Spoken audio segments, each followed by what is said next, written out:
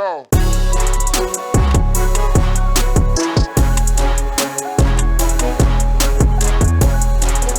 Crash and flow. Yeah, so I was just telling you before we started recording. Just the tone of voice our parents use for a long distance phone call is always going to be louder. A local phone call or a long distance phone call, you can tell who they're talking to. They use the volume as if they're yelling to Mauritius. Yeah, it's in the back of their head. Yeah. Therefore, they should enunciate. You know, I think it comes from. It probably that's always been there. You're like, there's a reason this exists. No, it's not that they're just. That's what immigrants do. No, I think that phone connections was truly bad in the 1970s and 80s, right?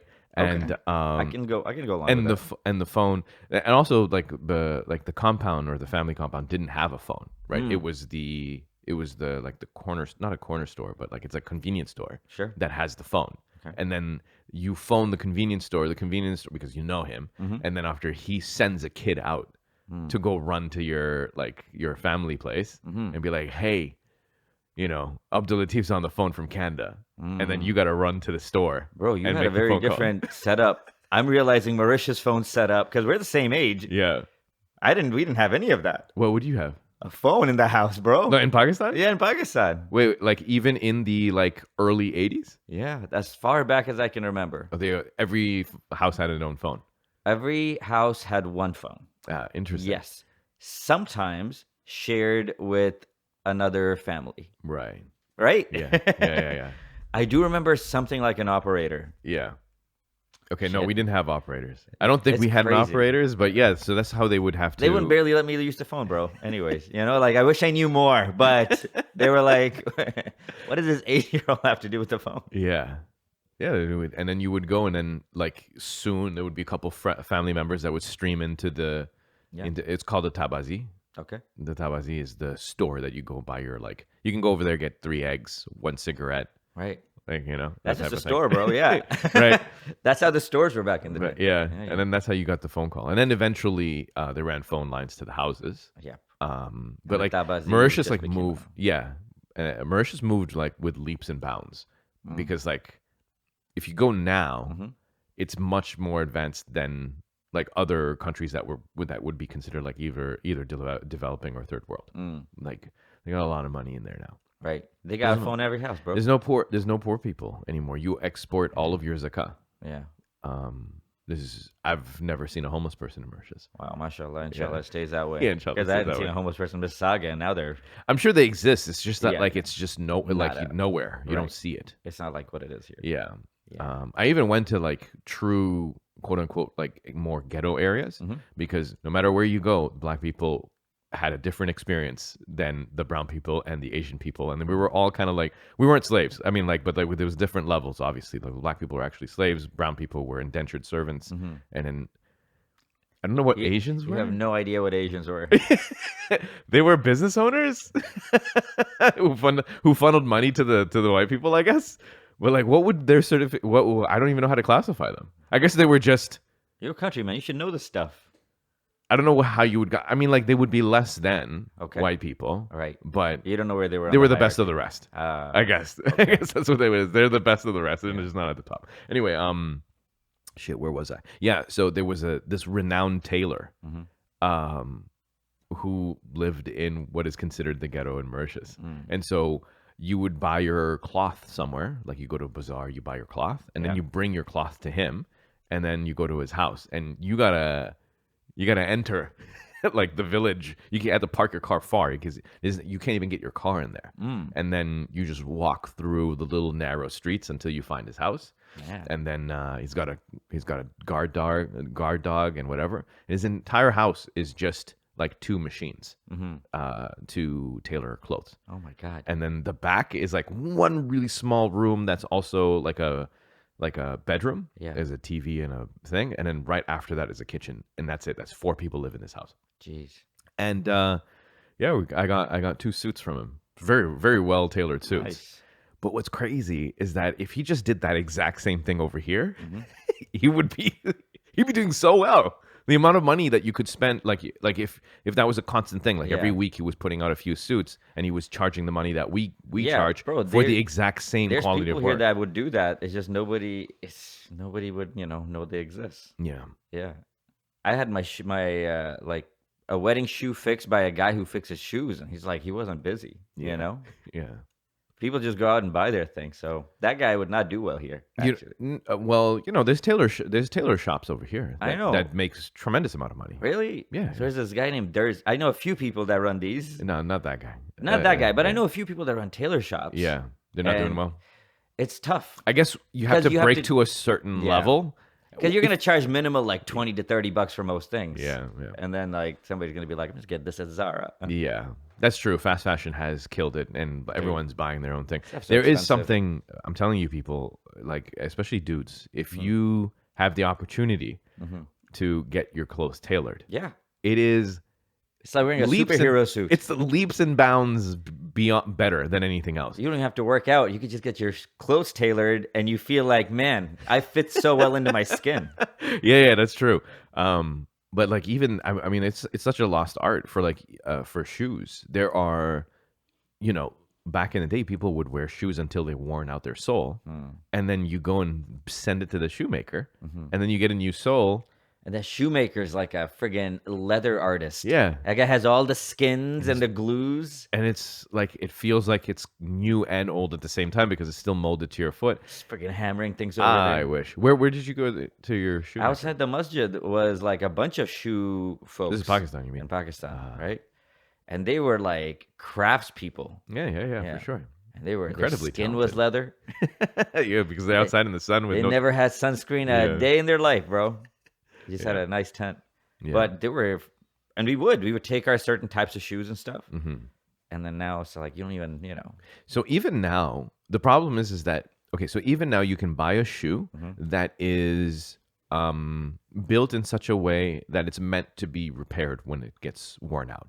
So like if you even Echo shoes, you can buy Echo shoes. The regular ones are the price point that you're used to, and then I think it's called the New York or the Montreal, or there's a couple other ones that they have where the price point is like $350. Yeah. But it's built for you to go and have a shoemaker dress it and change it for you when it gets worn out. But like the barrier for entry is $350 up front for crazy, man. office shoes. right? Honestly, man, like I don't want to go too off topic, but I wish we didn't go the route of shoes. At some point, people are like, you know what? Let's keep it somewhat natural, and everybody would have like nice splayed out feet that Good toes. good yeah. toes, protecting a healthy arch. Yeah, arch, we're like that's a good foot, Mm-hmm. Now we get these weak ankles. It's not good. It's not good. So I've been running. Yeah. Right. All my life. Guys, I'll tell you this. I never knew Yasin to run from anything. If we were in trouble and I have a kid, I wouldn't give him to Yasin. I'd be like, kid, you got to run. Yasin Chacha's not going to run. I'd never seen him run his whole life. And then one day he called me and he said, bro, I've started running. He first saw a man about running, and this man was like, this is how you run.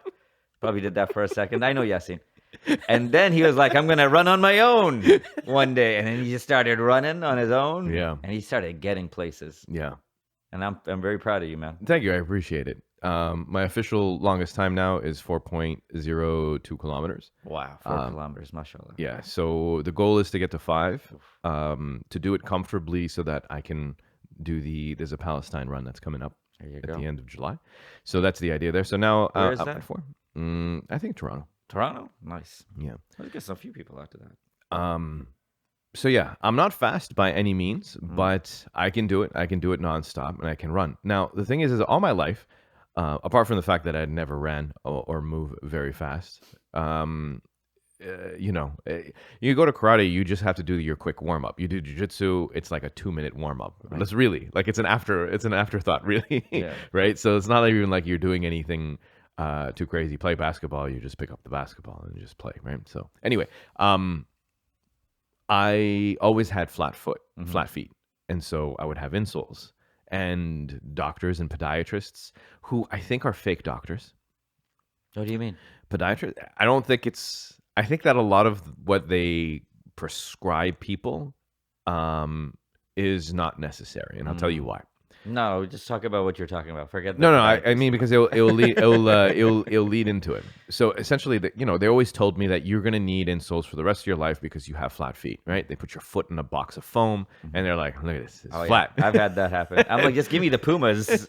I don't even care about my Right? And they're like, "This is going to lead to a whole list of like pain issues." So I wore insoles, and I had so many insoles for different things. Dress shoes, I had them for running shoes, whatever. And I always had sore feet. My toes were sore, arch, ankles, all the time. And I shot weddings, and I would bandage my feet like kinesiology, like with like what's it called, sports tape. Yeah. Like as if I was gonna go on a soccer pitch. And then like a few years ago, I decided, like after doing some research, and be like, you know what, I'm gonna remove all of this from my feet, and I'm gonna buy flat feet shoes, 0 drop flat feet shoes, very thin soles, or barefoot shoes, excuse me. And I started walking in them, hella painful for the first maybe couple weeks. And then after that, I started like doing like trotting and whatnot. Trained myself on how to run on barefoot shoes. Ooh. And now, so the 4K that I do is on like almost no sole. Almost no sole on a completely barefoot shoe. Toes are completely like planted on the ground, no soles. And also, alhamdulillah, I mean, 0 pain in my ankles, toes, in instep, arch, everything. It does not hurt. If you learn how to run properly, you can run without shoes. You can run without shoes. Yeah. Bro, that's actually a really cool. Have you done that? Run without shoes? I could, but like I will start getting like micro cuts. Yeah. Also, you have to trust the ground. Yeah.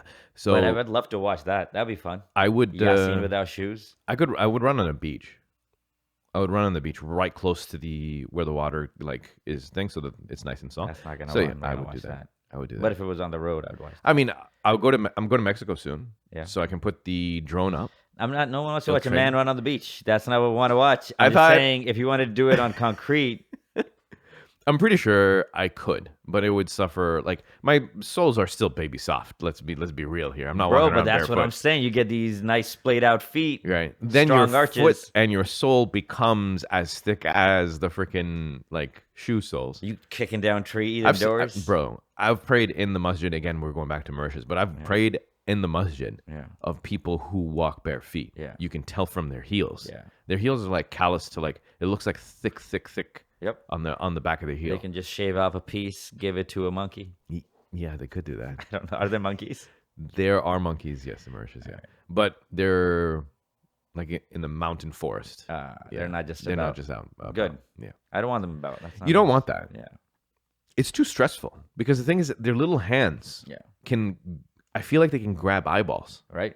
And they know what an eyeball is. I know. So I'm good with that. I don't need a little monkey that knows how to kill me. Especially if you have kids around. Like, can you imagine how much careful you'd have to be if a monkey's just had a bad experience with a kid? Yeah. Yeah, exactly. And now he's just, a level 10 on the entire time with kids. No way, man. I'm not having monkeys around. That would be the animal I trust the least. Dang. Yeah.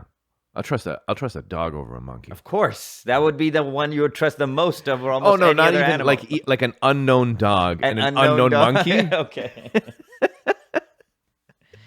An unknown dog and an unknown monkey. Yeah, I think so. But that gorilla, Harambe, right? No, I think I trust gorillas though. Remember the gorilla at the zoo? A kid fell in. The gorilla was like, "I got you, kid." Harambe. I mean, he wasn't really holding the kid. See, the thing is that he was kind of dragging him around a little bit. Okay. So it was a little off. There was another instance where like a mom gorilla did like hold a kid gently. Right. And that mom did not get shot. Good. But right. Harambe was a little he was a little too rough. Man, what do you want the man to do? I mean, I'm not blaming Harambe at all. If it's an unknown gorilla versus an unknown dog, you stick with the dog. Yeah. Monkey's crazy. Yo, what do you feel about? Because there was a big controversy around, like making keeping an eye on your kid. How did your kid fall into the pen of gorillas? Mm-hmm. You have a kid. Yeah. How do you feel as a parent about Alhamdulillah, this? I have Uno kids. Yeah. Right. And I think this was an Uno kid. Well, but go on. I feel like if you have an Uno kid, that's on you, right? There's a lot of ways you should damage your Uno kid. Too much attention. Yeah. Right? That's normal. Yeah. But not like, Hey, he jumped into the zoo pen that nobody else jumped into. Right, yeah. That's crazy, though.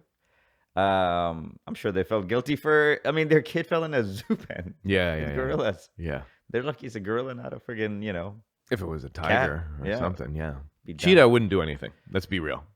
Yeah, these are interesting, but they got a gorilla. Yeah, they got a gorilla killed. Smaller animal, you might like, hey, I'm gonna jump in. It's a penguin. I don't know, Bro, sea otter. No. You jumping in after your kid in a gorilla pen is immediately escalating the situation. Yeah. There is this. That is something a guy would do. Can you imagine? Yeah, but Hamid would jump in after his kid in a gorilla pen. Of course he would, and that would be. And Faiza is like, Hamid. That would be the single worst thing to do. Right? Yeah. If anything, having a mom jump in would be better. Oh my God, Yasin, you're gonna just sacrifice a mom like that? No, I'm just saying. I'm telling you, masculine energy is a problem. You don't want this. You're looking at the face of the gorilla.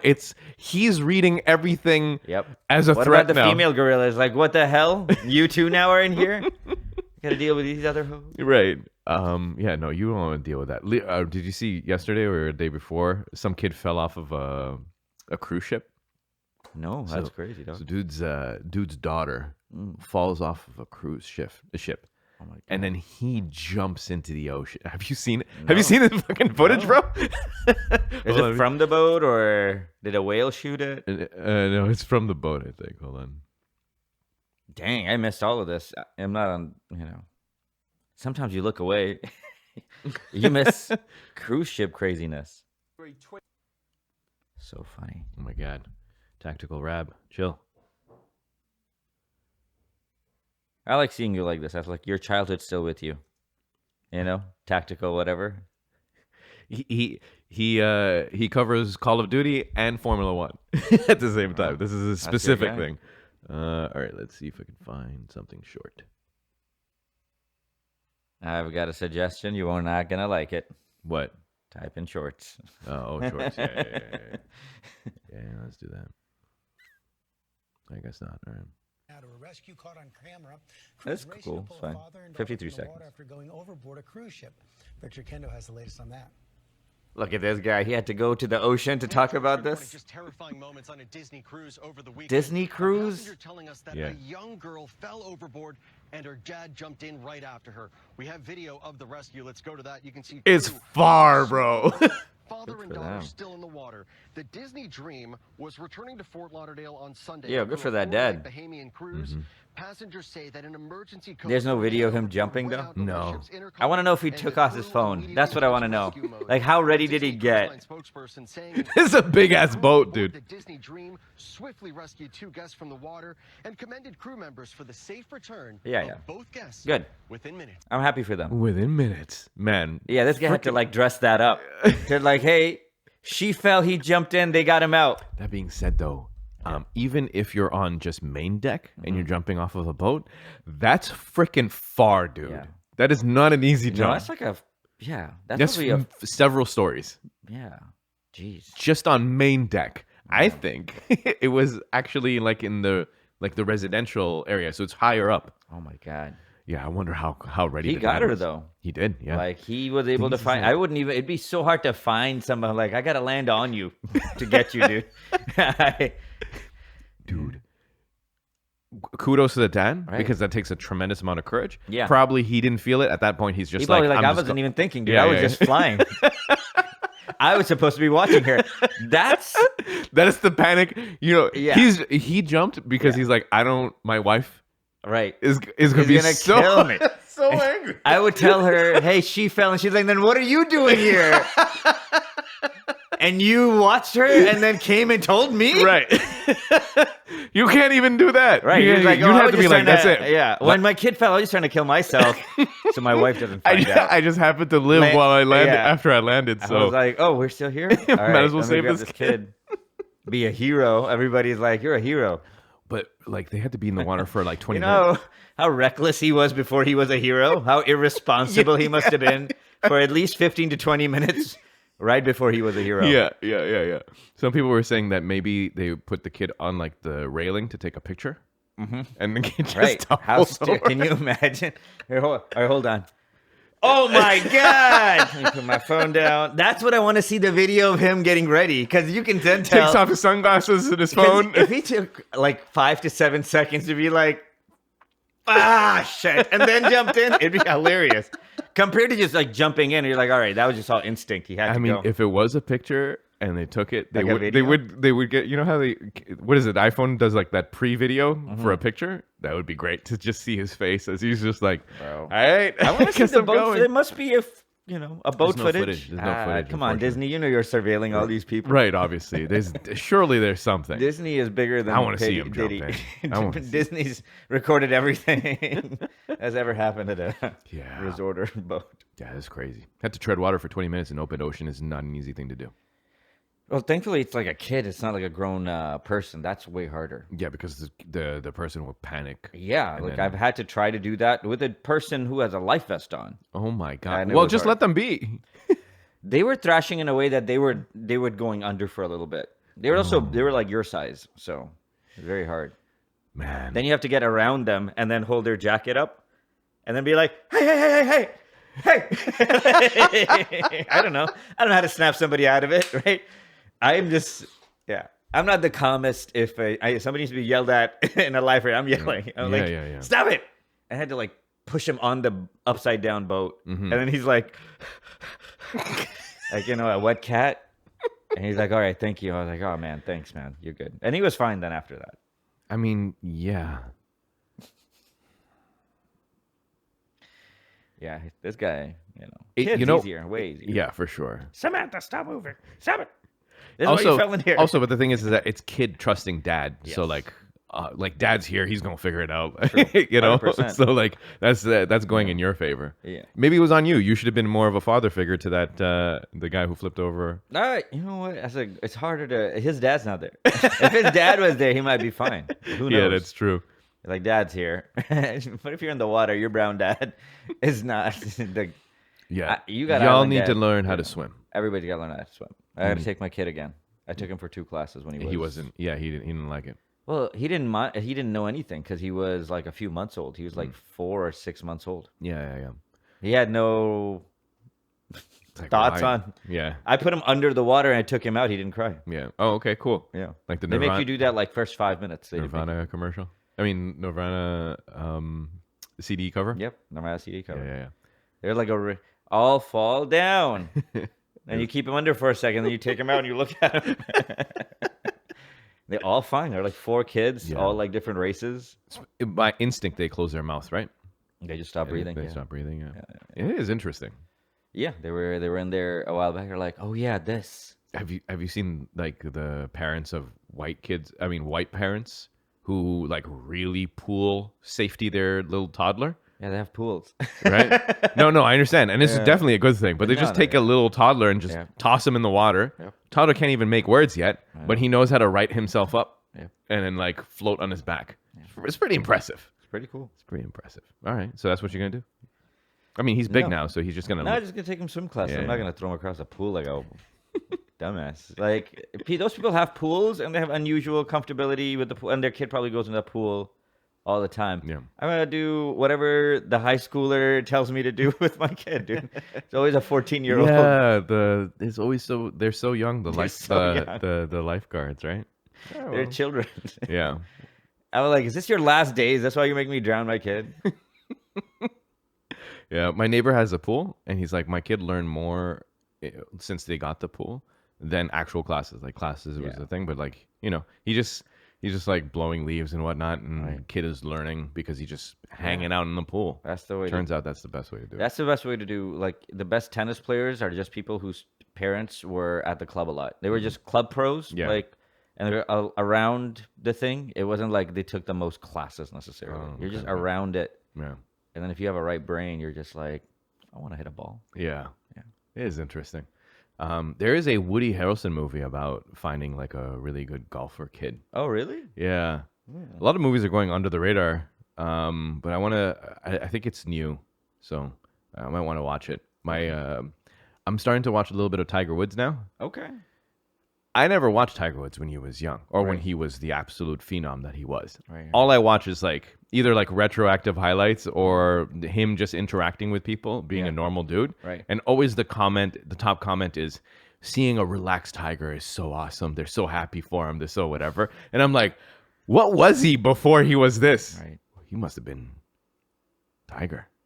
I used to see, it's so sad for him because that was right before YouTube highlight clips, Yeah. right? Yeah. His heyday. And you had to actually now watch golf Yeah. to watch Tiger, which you knew was phenomenal. Yeah. And it wasn't like tennis where you're watching Serena the whole time. Yeah. It's just like, hey, he's going to do something, and then people are going to walk around for a bit, and you're going to watch 6 other guys. Right. Yeah. It's hard to watch golf. It was hard to watch golf. Yeah. And even when I was watching, I was like, yeah, because you don't play golf, you don't realize there's anything to that. You're right. You realize this is good and it's beautiful, but Yeah. you don't realize like 400 X amount of feet, Yeah. wind. Also, like just watching the slow motion swing, Yeah. and you're like, oh, All I knew was the racism. That's the one thing I knew exactly. I was just like, I can imagine that. Yeah. Growing up in Texas or whatever. It's just like, hey, these 100%. people wouldn't even have black members, and now you're trying to wear their jacket. yeah. People being super aggressive in interviews. I love it. I love it so much. Yeah. Yeah. I thought, you know what? This was something wrong I did. I don't love the racism, obviously. I love the fact No. that he was, You're like, I love the perseverance he had to. I wish. Yeah. But this was something I was wrong about. I thought, like, once Tiger broke out, I just thought there would be more and more, like, black athletes that would be, like, dominating golf. yeah. I thought it was just a matter of we didn't give black people access to this, Mm-hmm. and now we are, and boom. Didn't turn out that way. No, that is true. It didn't. Yeah, I mean, you get a lot of pro athletes that are black on the off season playing golf, Right. right? I don't think that was a thing back in the day. Of course. I think now it is. You know, Kyle Lowry out there playing golf and whatnot. Steph Curry is actually phenomenal. Yeah, obviously. Are What do we you mean, surprised? Are we surprised? I though? know, it's weird, right? Because he did sell his soul, obviously. Like, the guy's not. Are we surprised I bet you he's a that the great guy with sniper the as well. greatest mechanics of shooting mechanics ever is also good at a very mechanical sport Because like golf? none of them are. Yeah. Right? There's Reggie Miller. There's 6 other guys behind him. I bet Yeah. you James Harden can't hit a friggin' ball. He's the 3rd highest mode 3-pointers of all time. Yeah, But no, I'm surprised yeah. because there's other guys that I don't have know. shot I the feel ball. like it's so like normal now, where so many of the basketball players go play golf on the off season. Yeah, they so. suck though. No doubt, no doubt. Yeah, but like, he's like he stands out amongst those. So Of it's- course. it's so. yeah. That's what I'm saying. I How is wonder it, if why you is it could do like an AM, like you could do like an amateur like tour. You know what it is? It's when you grow up that rich, Mm-hmm. when your dad is wealthy basketball player that takes his sons everywhere, and you're exposed to basketball and golf. Like Yeah. this guy's been probably doing this since. Yeah, I mean, I'm not saying he's spoiled, but like, he's a rich kid, grew up rich. Yeah, Dad was a 100%. millionaire. yeah, 100%. Yeah, you get access to more things. You can try more things way earlier. Yeah. Right, and then you get comfortable around more things. What is be good at basketball and the super rich people sport. Yeah. Yeah. Yeah, it's pretty cool. Pretty cool. All right. We did not talk about. Actually, hold on. What are we at right now? Because we need to do 2 of these episodes.